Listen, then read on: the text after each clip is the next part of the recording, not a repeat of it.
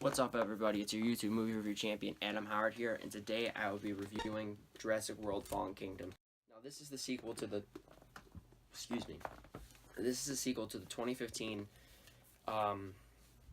movie Jurassic World. This movie still has Bryce Dallas Howard and Chris Pratt.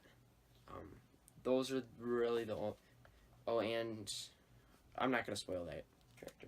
Oh, Jeff Goldblum's in it too from the original Jurassic Park movie and Lost World as well. We get those characters in this movie.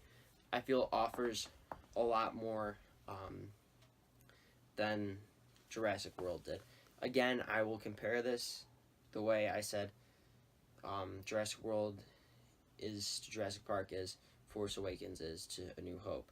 It's the same thing where Jurassic World is to Force Awakens, where Fallen Kingdom is to Last Jedi. Now, I personally did not like Last Jedi.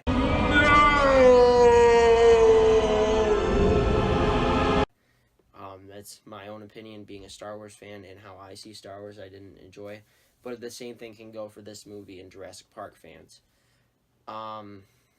There's some unique plot elements that they do in this movie, which is they start off by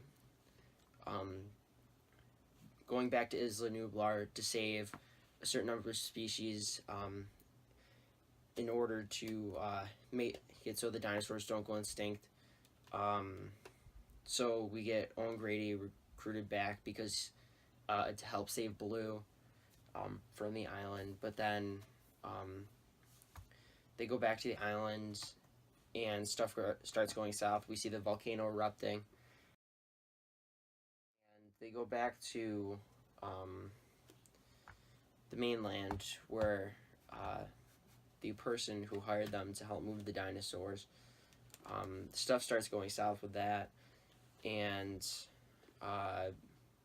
they bring in some interesting plot points and stuff like that with the cloning and ethics of saving a species that a de-extinct species is what they call it, like saving them in the damage that's been done to people because of the incident at Jurassic World.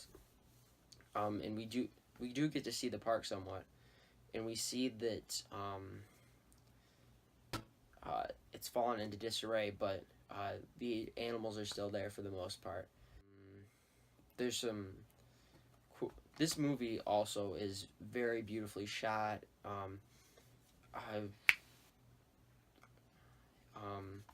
It's very beautifully shot. It has a lot of cool images and stuff like that, and I think it's a better looking movie than the first Jurassic World, and it's shot a lot better. This movie, Bryce Dallas Howard's character is so much better than the first one. She's much more compelling in her character, and I like her a lot more in this movie. Now, in this movie, all I have to say is, please, somebody get him a fedora and bullwhip. He's so good in this movie, and this movie reminds me of if he were to play Indiana Jones so much, and I'm like, oh my god, please, somebody at Disney, do something actually productive instead of canceling all the goddamn spin-offs for Star Wars and just making freaking crap. Do something productive, please. Do something right. Make the fans happy. So anyway, off of that tantrum, or not tantrum, tangent. Well, it could be a tantrum too. Now this movie, those are the recurring cast in it, but they don't. We meet a couple new characters. One's a vet for dinosaurs, and then the other one's a tech dude. Those are the recurring cast in it, but they don't. We meet a couple new characters. One's a vet for dinosaurs, and then the other one's a tech dude. But I personally think the guy from the first Jurassic World with the Jurassic Park t-shirt should have came back and played this part rather than the person they inserted in that character, because that character I did not like. Again, Jurassic World in Jurassic World: The Fallen Kingdom had the same problem, and that is the side characters are not compelling. The first Jurassic World, all the characters were very compelling, and you liked them and followed them along. Even like Dennis Nedry, I don't know exactly how to pronounce his name, but Samuel L. Jackson. I can't remember that guy's name either. But there's all these compelling characters in the first one. In this one, there's three characters that interest me in this movie. And all the rest are just kind of basic. We get to see some cool stuff though with dinosaur wise, and like seeing them in different environments, which is very cool. Guys, just for the sake of being, we get a lot of this movie deals a lot more like psychologically, kind of similar to the first Jurassic Park, with instead of bringing back species, what to do about species that will go extinct again after they've been saved, and whether it's good or bad.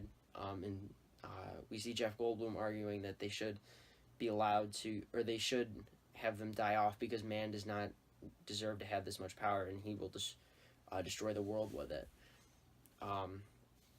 And we see through bad dealings and stuff like that, the whole how people can use the dinosaurs for bad and for good. A couple of my complaints with this movie though are the bad guy's pretty much the bad. He just wants money. That's pretty much it. Unless I'm wrong and somebody wants to tell me in the comments below, that was the only motive I got from him.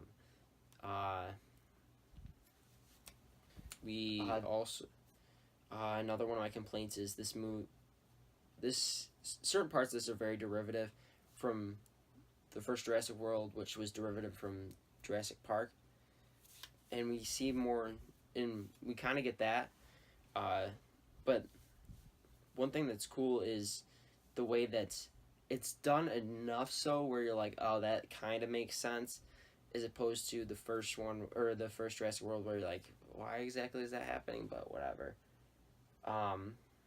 And we get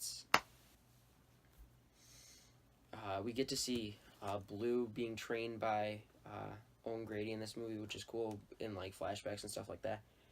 And then there's some cool adding to the mythos of the original Jurassic Park, where there's this guy who helped John Hammond develop Jurassic Park, and then they had a falling out. And we get to, and John Hammond went his way, and Lockhart went his way. Lockhart, his motivation is very good for what he did and stuff like that, which is very cool to see, and I'm like, holy crap, that's incredible, and how did I not think they'd do that in this universe? And it's good, and I'm not going to say any spoilers, but I'm just being vague about it, and I'm like, holy crap, that's amazing. Another bright spot in this movie is Lockhart's granddaughter, who I well, and then the way that's shot with her and stuff like that, discovering all the kind of stuff that's going on in the world, very, very cool. I found it very cool where she was the focus point, and it's very much like a child, like overhearing adults and stuff like that. It's the way you like see yourself in it, compared to like seeing the adults that are around you. It's all very, very cool. And that, I think that I touched on most of the stuff. We also get a unique comparison of still of the corruption of people, or like scientists, because they need the money for funding and stuff like that. We see stuff like that in this movie too, which we saw in the first Jurassic World, which is very cool. Now, the difference between Jurassic World and Jurassic World Fallen Kingdom is, I think Fallen Kingdom is a much more fun movie to watch than Jurassic World, where it's more like, Jurassic World's more clean-cut, kind of.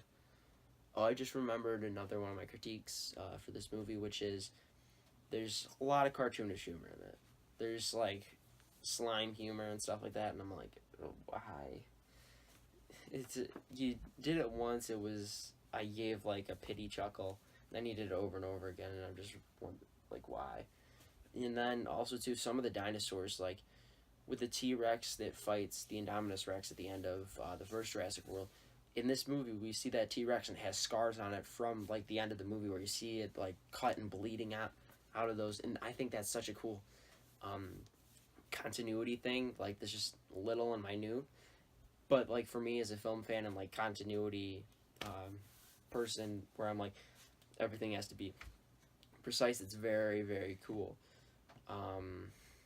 Yeah. So what I was saying before I got off on another tangent about something I remembered is I think Jurassic World: The Fallen Kingdom is much more fun to watch than Jurassic World, because it takes an interesting departure from what people expect and does some interesting takes and does something uh, unique and takes risks. That's what this movie does, is takes risks.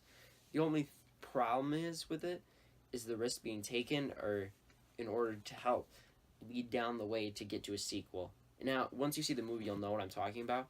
But there's some very cool stuff in it where I'm like, holy crap! Like I had that revelation at one moment in the movie. And you see it. I don't know if it'll be that prevalent to you, but when I did, I was like, wow, I can't believe that they thought to do that. That's really incredible, and that's why at this moment they're professional screenwriters.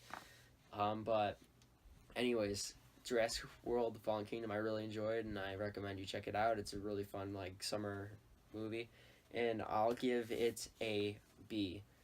Um, if you like this video, like down below.